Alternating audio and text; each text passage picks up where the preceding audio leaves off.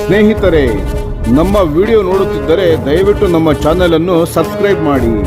ನಿಮ್ಮ ಬೆಂಬಲವೇ ನಮ್ಮ ಶಕ್ತಿ.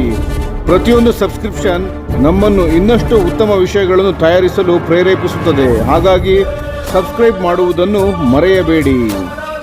ನಮಸ್ಕಾರ ಗೆಳೆಯರೇ, ದೇಶ ಪ್ರೇಮಿಗಳೇ, ನಮ್ಮ ಯೂಟ್ಯೂಬ್ ಚಾನಲ್ಗೆ ಸ್ವಾಗತ ನಿಮಗೆ.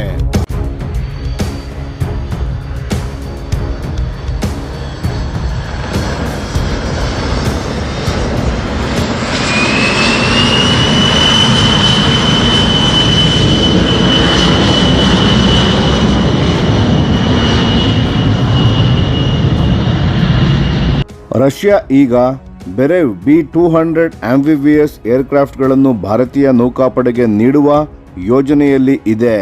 ಭಾರತೀಯ ನೌಕಾಪಡೆ ಇತ್ತೀಚೆಗೆ ಆಂಫಿಬಿಯಸ್ ಏರ್ಕ್ರಾಫ್ಟ್ಗಳನ್ನು ಲೀಸ್ ಮೂಲಕ ಪಡೆಯಲು RFI ಅನ್ನು ಹೊರಡಿಸಿದ ಬೆನ್ನಲ್ಲೇ ರಷ್ಯಾದ ಅಧಿಕಾರಿಗಳು ಈ ವಿಚಾರವನ್ನು ಅಧಿಕೃತವಾಗಿ ದೃಢಪಡಿಸಿದ್ದಾರೆ.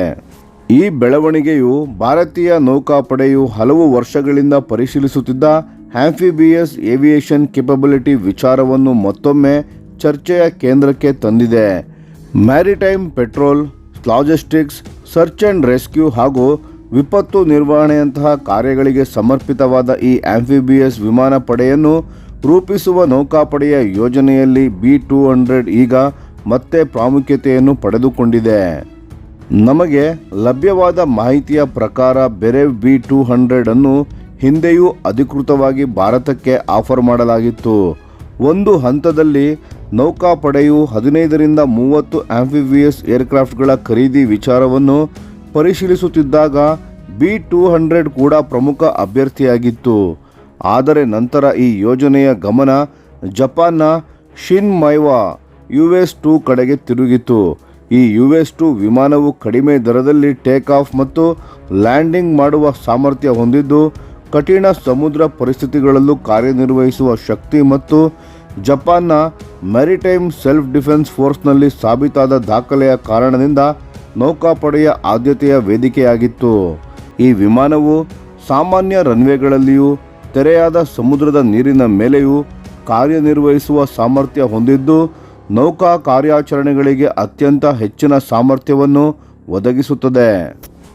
ಮೊದಲು ಈ ವಿಮಾನವನ್ನು ಫೈರ್ ಫೈಟಿಂಗ್ ಮತ್ತು ಎಮರ್ಜೆನ್ಸಿ ರೆಸ್ಪಾನ್ಸ್ ಕಾರ್ಯಾಚರಣೆಗಳಿಗೆ ವಿನ್ಯಾಸಗೊಳಿಸಲಾಗಿತ್ತು.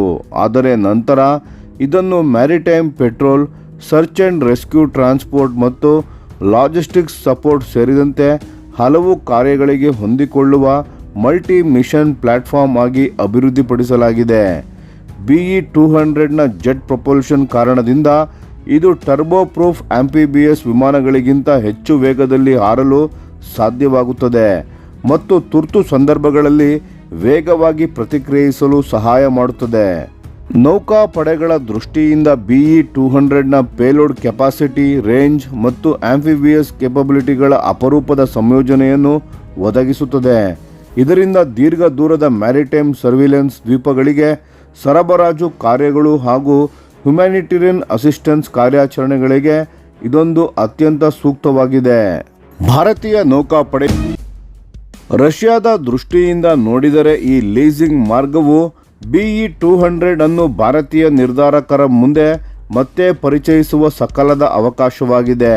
ವಿಶೇಷವಾಗಿ ಜಾಗತಿಕ ರಾಜಕೀಯ ಬದಲಾವಣೆಗಳು ಮತ್ತು ಸಪ್ಲೈ ಚೈನ್ ಸಮಸ್ಯೆಗಳು ಸಾಂಪ್ರದಾಯಿಕ ಪ್ರೊಕ್ಯೂರ್ಮೆಂಟ್ ಪ್ರಕ್ರಿಯೆಗಳನ್ನು ಕಠಿಣಗೊಳಿಸಿರುವ ಈ ಸಂದರ್ಭದಲ್ಲಿ BE-200 ಈಗ ಮತ್ತೆ ಚಿತ್ರದಲ್ಲಿರುವುದರಿಂದ ಭಾರತದ ಆಂಫಿಬಿಯಸ್ ಏರ್ಕ್ರಾಫ್ಟ್ಗಳ ಯೋಜನೆ ಹೊಸ ಹಂತಕ್ಕೆ ಪ್ರವೇಶಿಸಿದೆ. ನೌಕಾಪಡೆಯ ಈ ಲೀಸಿಂಗ್ ಉಪಕ್ರಮವು ಭವಿಷ್ಯದಲ್ಲಿ ನೇರ ಖರೀದಿ, ಲೈಸೆನ್ಸ್ಡ್ ಪ್ರೊಡಕ್ಷನ್ಸ್ ಅಥವಾ ಸ್ಟ್ರಾಟಜಿಕ್ ಪಾರ್ಟ್ನರ್ಶಿಪ್ ಕಡೆಗೆ ಸಾಗುವ ಸೇತುವೆಯಾಗಿ ಕಾರ್ಯನಿರ್ವಹಿಸಬಹುದು. ಭಾರತೀಯ ನೌಕಾಪಡೆಗೆ ಆಂಫಿಬಿಯಸ್ ಏವಿಯೇಷನ್ ಎಂದರೆ ದೂರದ ದ್ವೀಪ ಪ್ರದೇಶಗಳು, ವಿಪತ್ತುಗಳಿಗೆ ಒಳಪಡುವ ಕರಾವಳಿ ಪ್ರದೇಶಗಳು ಮತ್ತು ವಿಶ್ವದ ಅತ್ಯಂತ ವ್ಯಸ್ತ ಸಮುದ್ರ ಮಾರ್ಗಗಳನ್ನು ಒಳಗೊಂಡಿರುವ ವಿಶಾಲ ಮೆರಿಟೈಮ್ ಥಿಯೇಟರ್ನಲ್ಲಿ ಕಾರ್ಯಾಚರಣೆ ನಡೆಸಲು ಅತ್ಯಂತ ಪ್ರಮುಖ ಶಕ್ತಿಯಾಗಿದೆ.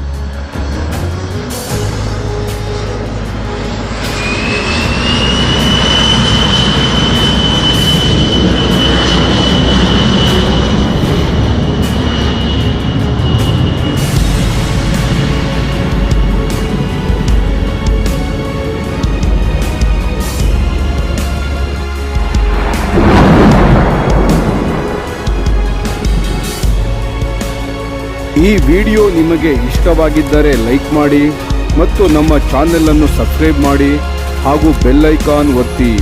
ಯಾವ ಅಪ್ಡೇಟ್ಗೂ ಮಿಸ್ ಆಗಬೇಡಿ. ಡಿಫೆನ್ಸ್ ಸುದ್ದಿಗಳನ್ನು ತ್ವರಿತವಾಗಿ ಪಡೆಯಿರಿ. ನಿಮ್ಮ ಬೆಂಬಲವೇ ನಮ್ಮ ಶಕ್ತಿ. ಭಾರತ ಬಲಿಷ್ಠವಾಗಲಿ ಎಂದು ಆಶಿಸುತ್ತಾ ಭಾರತ ಮಾತೆಗೆ ಜೈ. ಧನ್ಯವಾದಗಳು.